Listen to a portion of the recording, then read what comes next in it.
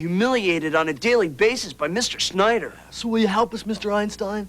Being smart is not all it's cracked up to be. We wouldn't know, sir. Yeah, that is why we are greatly in need of your genius. There's that word again, genius.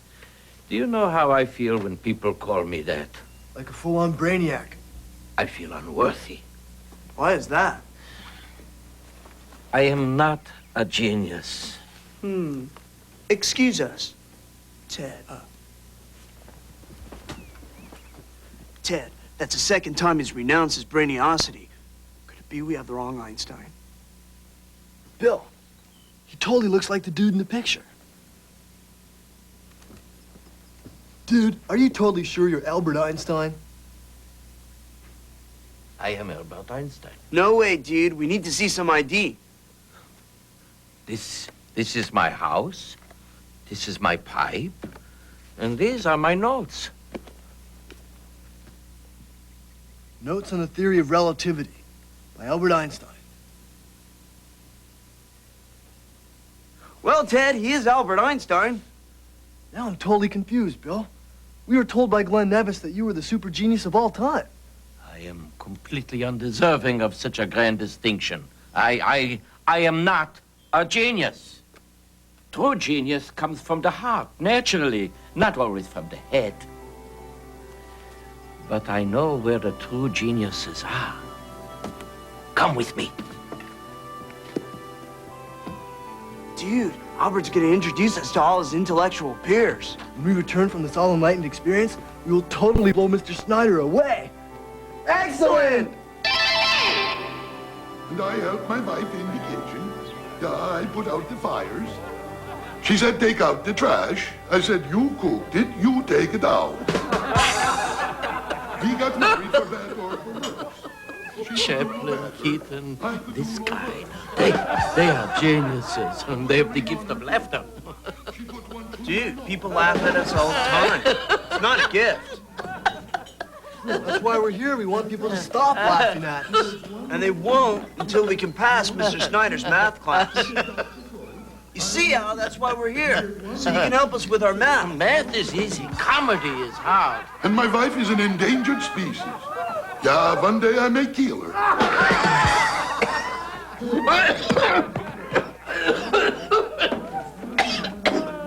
Ooh. Oh. You see, I have dedicated my life to discovering the universe's intimate secrets. But the real truth of the matter is that I have always had another path that I wished and yearned to follow. What, dude? Shtick. Oh, what I wouldn't give to be able to make people laugh. My dad went through a midlife crisis, too. He married a teenager. I know that deep down inside here is a funny man, just itching to burst out. He's there. I know he's there. I can feel him inside me. Does he know anything about geometry? I have to let him out of this prison. Who? The funny man. And she kept her girlish figure. As a matter of fact, she doubled it.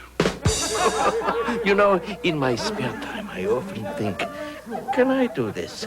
Could I get up there? Could I make people laugh? You're not supposed to make people laugh, dude. You're supposed to make people think. I think to myself, why slave over endless equations and theories when I could do something like this? Like what? Like standing on a stage and performing and making people laugh. He's losing it. My esteemed colleague and I are entertainers as well. Yeah, which is why we can totally understand your deep level of bumness for not choosing the path to superstardom. Yeah, totally. But you have to follow your correct path, dude. The outcome of the 20th century depends on it, according to Glenn Nevis. You boys are right. I quit physics. I am now in show business.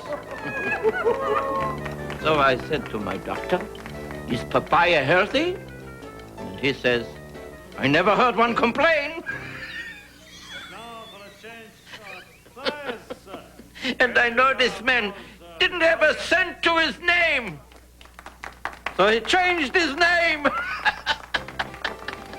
I got 1 million of them. I can tell you the one about the two goats and a bicycle.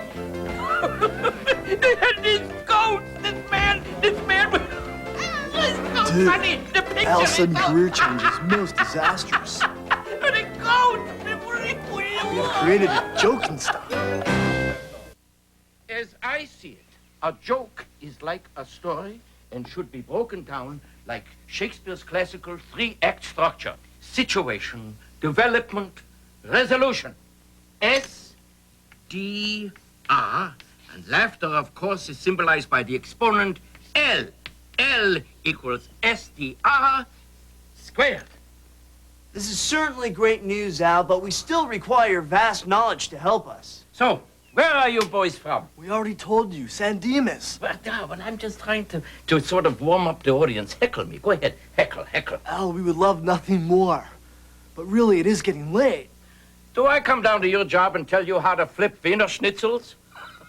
Al, is that a joke? Listen, there's a train leaving in 10 minutes. Be under it.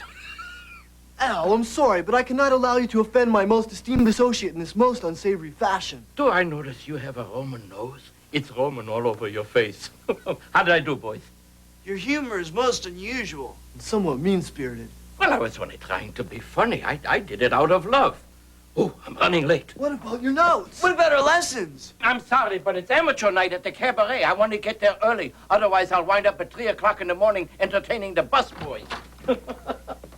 Ted, We failed.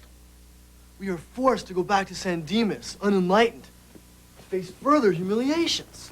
and who knows what disasters. Albert, Could we help you with something? we are looking for Albert Einstein. Sorry, dudes, he just left. He left? He never leaves. Where did he go? He went to get in line at the cabaret. He's breaking in his new act tonight. But he must deliver his relativity speech at the university tonight. I don't think so. He's got Major Stardust in his eyes. He's totally given up physics and gone into show business. But that is preposterous. His theory of relativity will have an enormous impact on the world. It will be the foundation on which the remainder of the century rests upon. He must deliver his findings. Ted, we better get Al's funny man back into his cage. If we don't, not only will Mr. Snyder wail upon us, but There may not be any future to go back to. we must make Al deliver his speech tonight.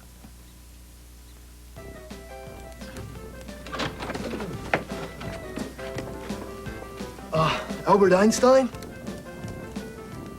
Wow. How's it going? Boys, I'm glad you're here. I'm a nervous wreck. Dude, you totally look like you're on a telethon. I was thinking, what if they don't think I'm funny? I would be totally humiliated. We most definitely know the feeling.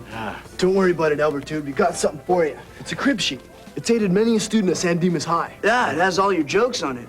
You are on in 2. Well, this is it. Don't worry about it, Albert, dude. You're going out there, the world's greatest scientist. And coming back a lounge act. Now, ladies and gentlemen, we have a new act. He just finished an extended engagement at the Prussian Academy of Sciences, where he was held over for 3 big weeks. I've got it. I'm gonna kill him. I'm an atomic joke machine. Dude, remember, if you forget anything, just check your crib sheet. Yeah. I want to thank you two boys for helping me realize my dream, and I shall never forget you for it. So, how about a big Switzerland welcome for Al Einstein? So far, so good. Yeah, hope it works. Joke number 1. J.P. Morgan asked me how science helps business.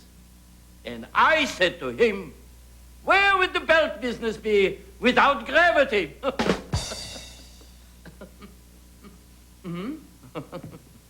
Joke number 2. Another scientist asks me and says, if there are people in outer space, how come they don't contact us? And I said, would you?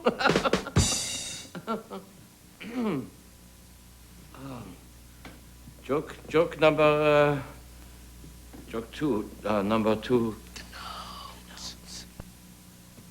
Yes, sir. Yes. Attention, scientists, do this. The theory of relativity is most excellent.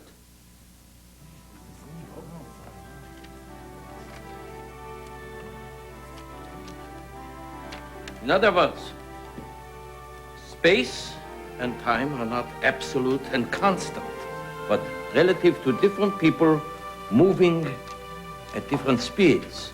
No absolute meaning can be given to the statement that a body is at rest.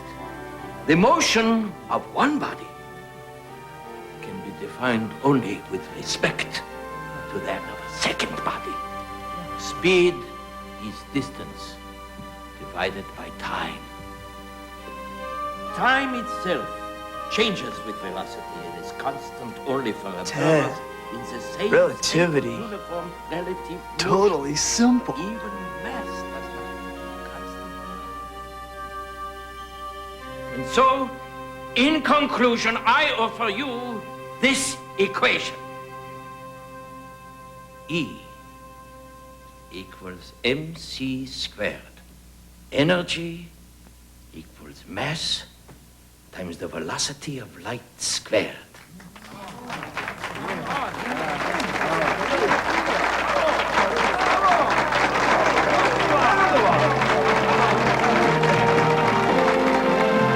Way to go, Al! Most educational lesson. Yeah, relativity is totally bitchin'.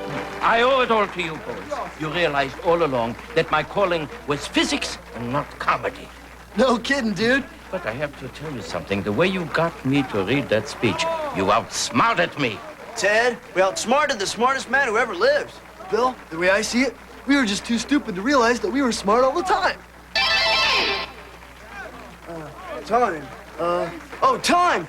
We got a book, Al! Yeah, be excellent, dude. Excellent. Book.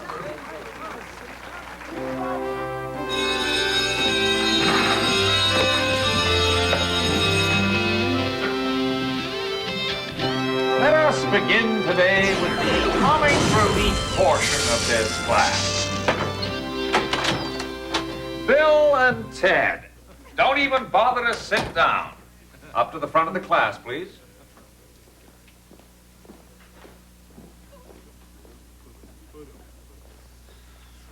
Are you two ready to make complete fools of yourselves again? We are totally up for it, Mr. Snyder. How many sides are there on a trapezoid? Just as I thought.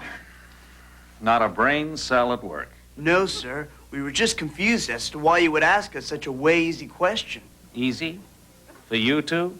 In order to prove our academic aptitude, let us instead explain Einstein's totally complicated theory of relativity.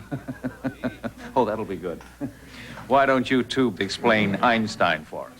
Begin, Ted. Thank you, Bill. The theory of relativity is most excellent. Yeah, because it's different for everybody.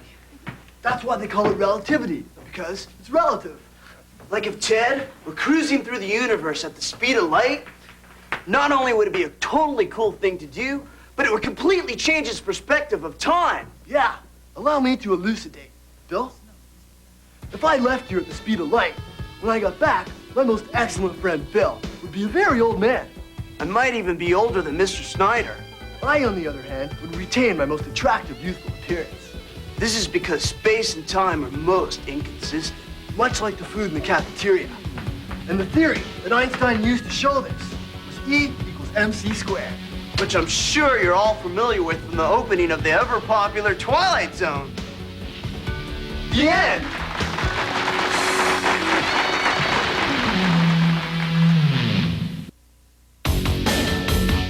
Later tonight on Married with Children, Al Bundy has always wanted to inherit something from his ancestors, and now he has.